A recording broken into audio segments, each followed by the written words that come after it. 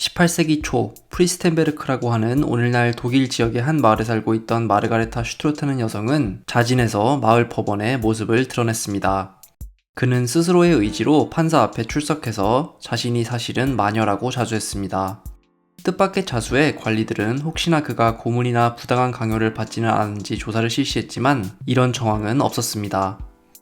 그리고 슈트로트는 자신의 입장을 굽히지 않고 여러 번에 걸쳐 자신이 마녀라고 지속적으로 주장했고, 심지어는 악마가 자신의 바로 뒤에 서 있으며 자신이 악마의 목소리를 듣고 있다고까지 말했습니다.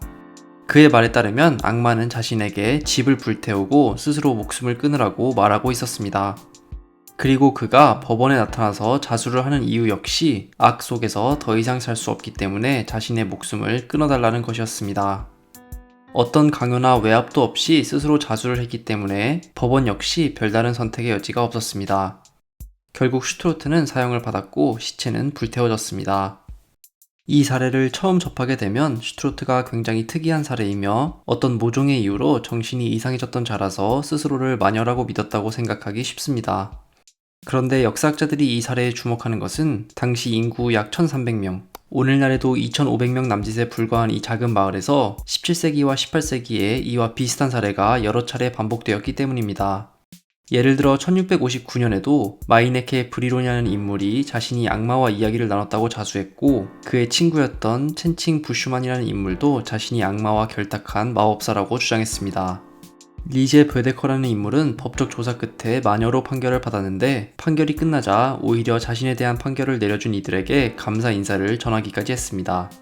앙겔라 발렌이라는 인물은 마녀라는 혐의로 고문을 당한 이후 옷을 다시 입기를 거부했는데, 스스로 생각하기에 옷을 입는 것이 악마와 이야기를 나누는 것을 방해했기 때문이었습니다. 이렇게만 보면 이런 사건들이 벌어진 프리스텐베르크라는 마을이 굉장히 기이했거나 이상했던 곳이라고 생각하기 쉽습니다. 그런데 사실 이 마을은 마녀 사냥을 제외하고 다른 사회적 기준으로는 시대적 상황을 감안했을 때 비교적 자유로운 분위기를 자랑하던 곳이었습니다.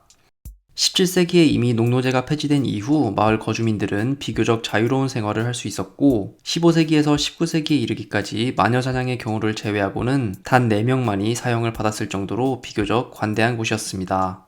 오로지 1601년 이 마을에서 시작된 마녀 사냥만이 이런 자유로운 분위기에서의 예외였습니다.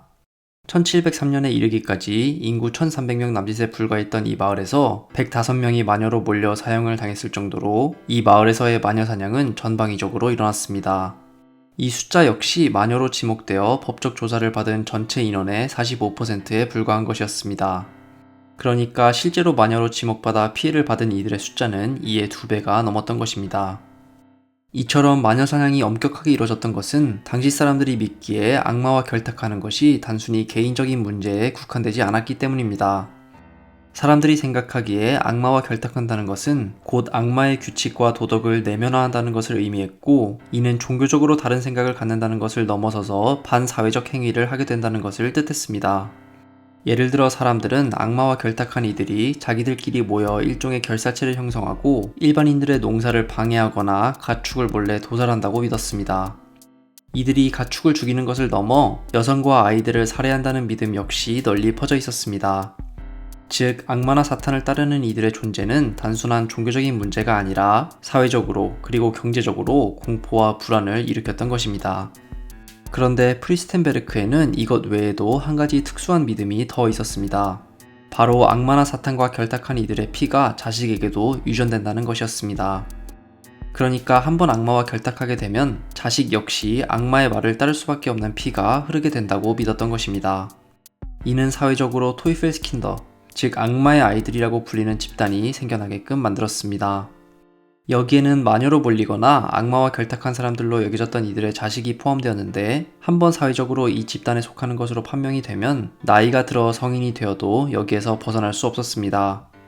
게다가 단순히 한 세대의 자식에게만 연좌제가 적용되는 것도 아니었습니다.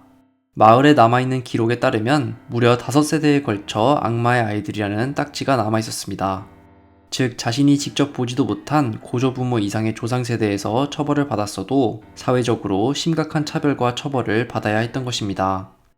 부모들은 자기들의 자식이 악마의 아이들과 같이 놀거나 이야기를 나누는 것조차 금지시켰고, 성인이 되어서는 이들과 결혼하는 것 역시 금기시되었습니다.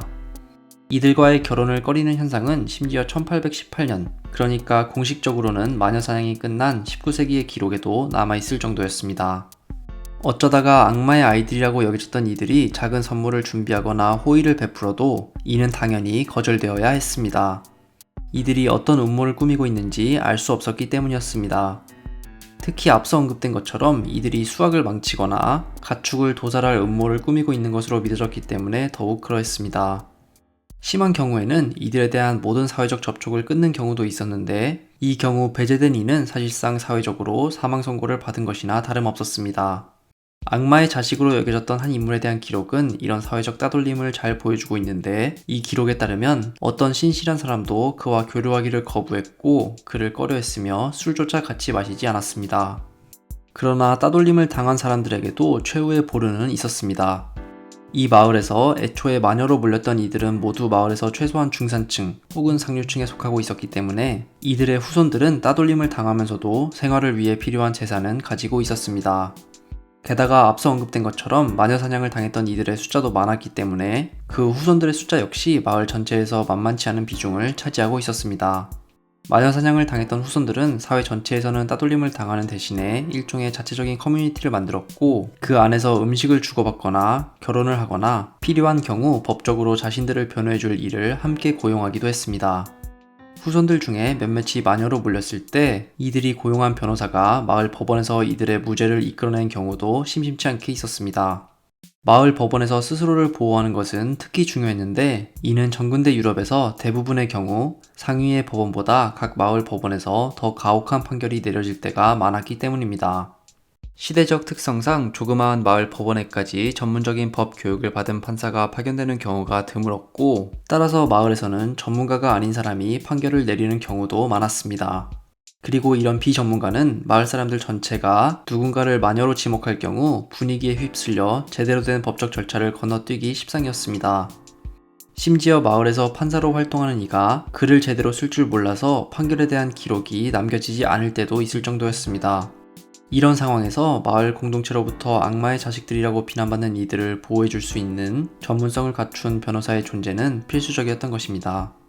그렇다면 이런 자체적인 보호에도 불구하고 자신이 악마와 결탁했다며 법원에 자수한 이들은 도대체 왜 이런 행동을 했을까요? 최근의 역사학자들은 어릴 때부터 사회로부터 악마의 자식으로 낙인 찍힌 이들이 외부에서 주어진 이미지를 받아들이고 내면화했다고 판단합니다. 자신이 속한 사회 전체적으로 봤을 때는 소수에 불과한 커뮤니티를 제외하고는 사회 대다수의 사람으로부터 악마와 결탁하고 있다는 비난을 평생 받으면서 그런 주장을 자신도 모르게 사실로 받아들이고 내면화했다는 것입니다. 특히 이런 비난이 태어나자마자 자신에게만 가해진 것이 아니라 몇 대에 걸친 자신의 조상에 이르기까지 적용되었기 때문에 더욱 그러했습니다. 태어난 순간부터 자신과 자신의 조상들이 악마나 사탄과 내통했다는 비난을 평생 듣고 일상생활에서 이로 인한 차별과 구분짓기를 끊임없이 겪었다고 상상해보면 이들의 심정을 조금은 이해할 수 있을지도 모릅니다.